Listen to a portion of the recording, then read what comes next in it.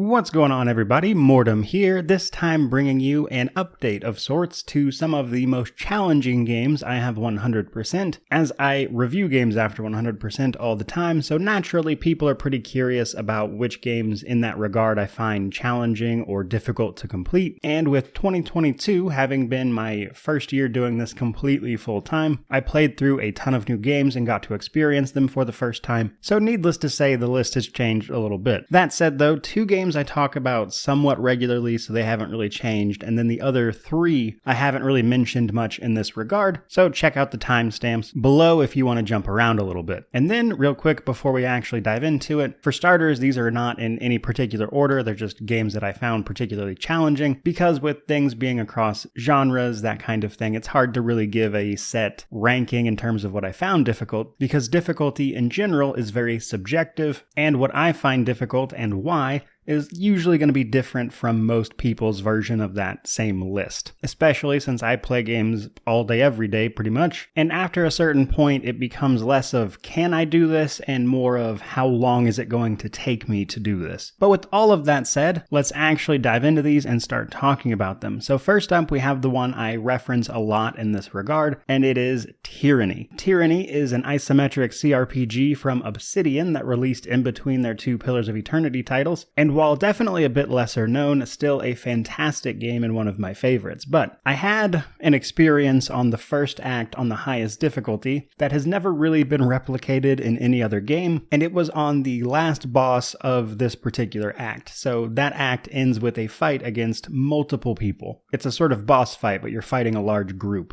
And the highest difficulty on Tyranny, Path of the Damned, is very challenging in the beginning, but then like a lot of games, you become very overpowered afterwards. However, the last boss of this particular act was just a brick wall for me. And despite having learned all the mechanics up to that point, what spells I needed to be using, how to mix and match the spell crafting system alongside of actual equipment to get the most out of characters, all of that, I just could not easily get through this fight. I tried probably 50-ish times before I actually got it, and at the end of it, it was really just luck. I think the numbers RNG behind the scenes finally just kind of went in my favor, and I survived it with one guy barely left standing, after which I immediately went on to dominate the rest of the game after that ridiculous difficulty spike. But when it comes to talking about difficulty, I always remember that instance in particular, because that's probably the longest I've ever been stuck on something like that across my history playing games, period. But as with overcoming any great challenge, once I finally got through it and earned that Path of the Damned victory, I was ecstatic because I had spent like 3 days of my life on this fight,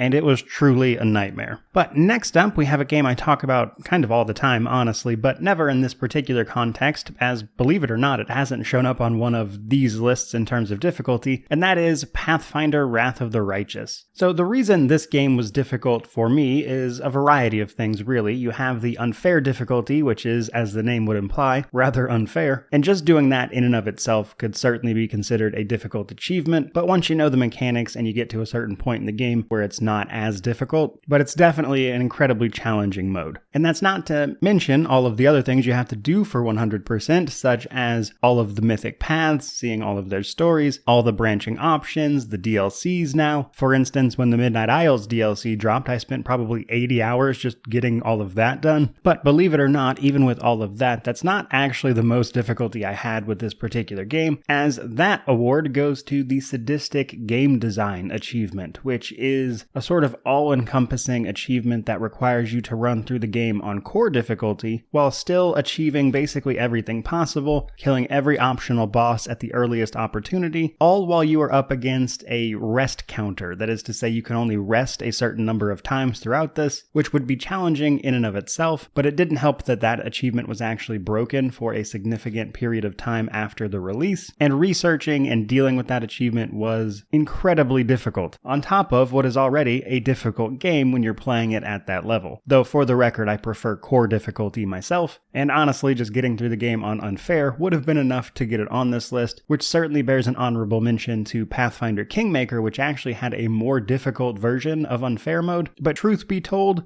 If we're looking at the entire game, I would say I probably had more trouble with Wrath of the Righteous overall, simply because of the sheer size of that game and all of its options. But that brings us to our third entry, and this one is probably a bit of a surprise to most people, and this is actually Soulstice, which is an action hack and slash that came out last year. Think sort of Devil May Cry. And like a lot of games in that genre, it of course has some very challenging in-game difficulty levels that kind of require you to have unlocked everything before you really dive into them. And unsurprisingly, they had a couple of achievements for having done just that, which is needless to say where I struggled. Now this is an interesting case because a lot of games, especially with more modern AAA games, you can 100% them without ever getting particularly great at them. You don't necessarily need to min-max every possible item or approach to actually get to that level and get everything done. Whereas with Soulstice, for those last couple achievements on Transcended difficulty, it really required a significant amount of system mastery, which, believe it or not, even with the case of my reviews, is rarely this grueling.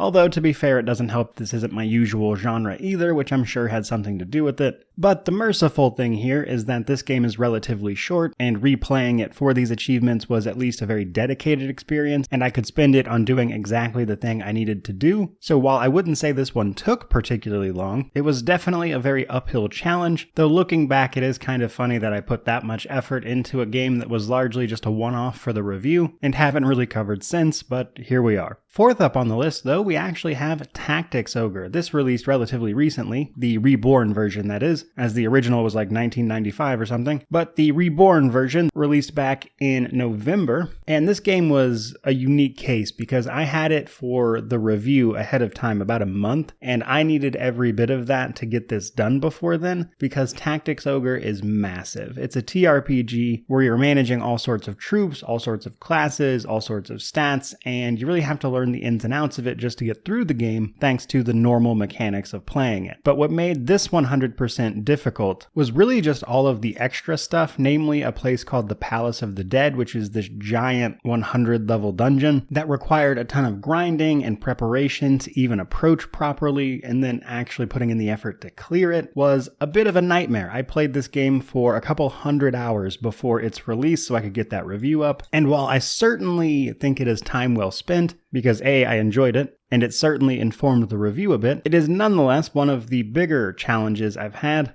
in terms of clearing games, as believe it or not, it does not usually take a couple hundred hours, and if it does, it's not usually for, say, one gigantic dungeon. So a lot of unique things about Tactics Ogre there, but luckily, playing that game is a lot of fun, and the new version introduced a lot of quality of life features that did make it a lot easier. And it's one of those games where if you love it, you could spend even more time than I did on it, as it really is a great title in that genre. But getting that done and through all of that content was a real challenge against a lot of challenging fights, optional battles, a lot of team management, and while I do think it was a rewarding experience, what it took to get it done actually put it in the realm of the games that took me the longest to 100%, though there are a few that took longer than that, such as Red Dead Redemption 2, Wrath of the Righteous, of course, and The Witcher 3. Though to be fair, in those instances, I didn't spend the majority of that time on one dungeon. But that brings us to the final entry on our list, and this is also a relatively recent title with the TRPG Lost Eidolons. Overall, a pretty great game that resembles Fire Emblem a great deal, but it's a sort of grim story about war that is ravaging an empire, and the tactical battles contained therein. However, what I struggled with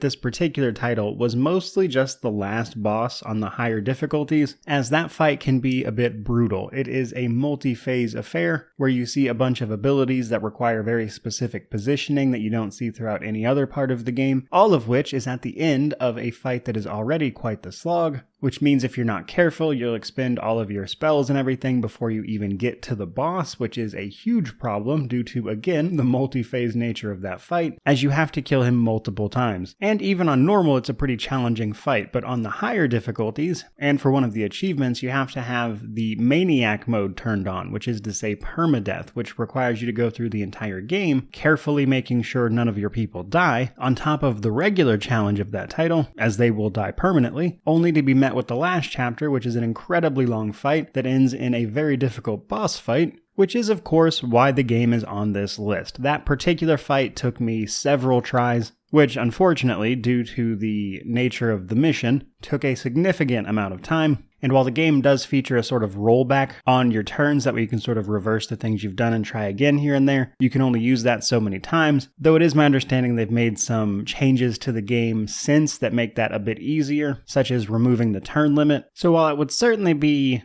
difficult still, it would be a little easier just because I wouldn't have to juggle the turns that I'm spending as strictly as I did at the time. And as you might imagine, this isn't even the only difficult part. There are several other pretty difficult missions on the way to this point, which made finally conquering it a pretty memorable experience that definitely goes down as one of the more challenging games I've managed to knock out. And that brings us to the end of our list. So I certainly hope you enjoyed it. If you did, like, comment, subscribe, all that YouTube jazz, and by all means let me know down below games you struggled with, games you thought were difficult, how you overcame them even, and let me know all about it. But regardless, truly, thank you so much for watching. I really do appreciate it. May you wander in wisdom and have an amazing day.